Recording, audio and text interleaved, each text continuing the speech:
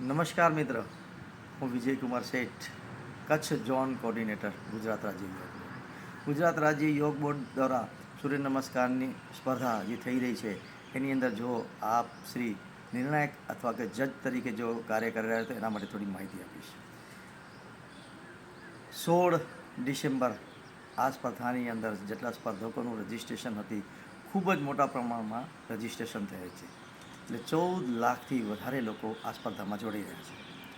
તમે નિર્ણાયક હો તો તમને ખાસ વિશેષ માહિતી કે આ સ્પર્ધા છે એ ગ્રામ્ય કક્ષાથી રાજ્ય કક્ષા સુધી 4 તબક્કામાં થઈ રહી છે.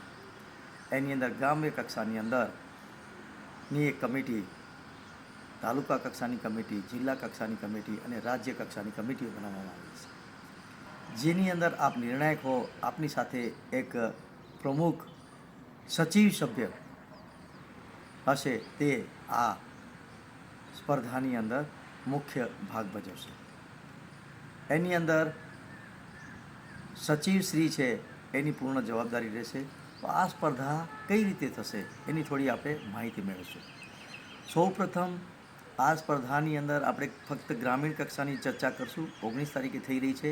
એની અંદર 9 વર્ષથી 18 વર્ષ, 19 વર્ષથી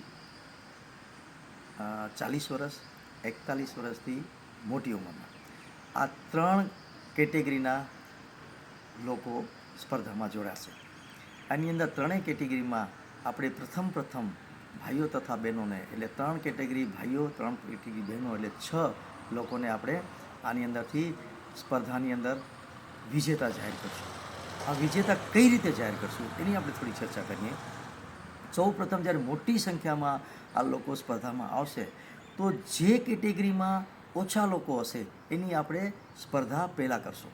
એટલે કે મારું એવું માનવું છે કે 40 વર્ષથી માથે, એટલે 41થી એબોવના જે સ્પર્ધકો હશે એની સંખ્યા ઓછી હશે તો આપણે પહેલાં એમની સ્પર્ધા યોજશું.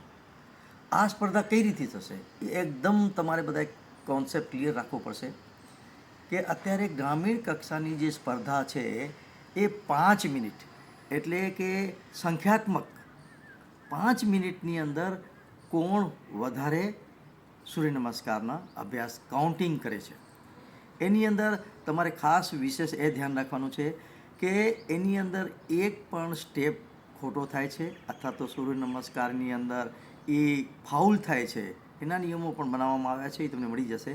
તો આપણે એનું કાઉન્ટિંગ ગણશું નહીં. અને આવા 6 સ્પર્ધકોને આપણે વિજેતા ઘોષિત કરવા છે. તો પહેલી સ્પર્ધાની અંદર, એટલે કે સંખ્યાત્મકની અંદર આપણે 6થી વધારે, એટલે કે 10 ગણા 60 જેવા સ્પર્ધકોને આપણે અંદરથી તારવી લેશું.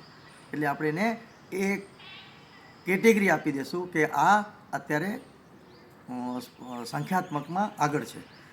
એની ત્યારબાદ આપણે ગુણાત્મક, એટલે એને ગુણ આપીને એની સ્પર્ધા કરશું.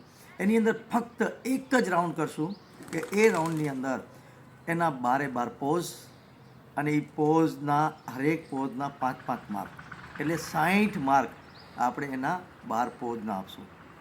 એની અંદર તમને ખ્યાલ હોવો જોઈએ કે પરફેક્ટ એ પોઝ કઈ રીતે થાય છે. ત્યારબાદ 10 માર્ક હશે, એ તમારા ઉપર ડિપેન્ડ કરશે કે એને તમે કઈ રીતે 10 માર્ક આપો છો. તો 10 માર્કની અંદર 5 વસ્તુનું ખાસ વિશેષ ધ્યાન રાખવાનું છે. એની એન્ટ્રી અને એક્ઝિટ, એ કઈ રીતે આવે છે અને કઈ રીતે સૂર્ય નમસ્કાર પૂરો કરીને જાય છે, એના તમે 2 માર્ક આપી શકશો. ત્યારબાદ એ જ્યારે પોઝ બનાવે છે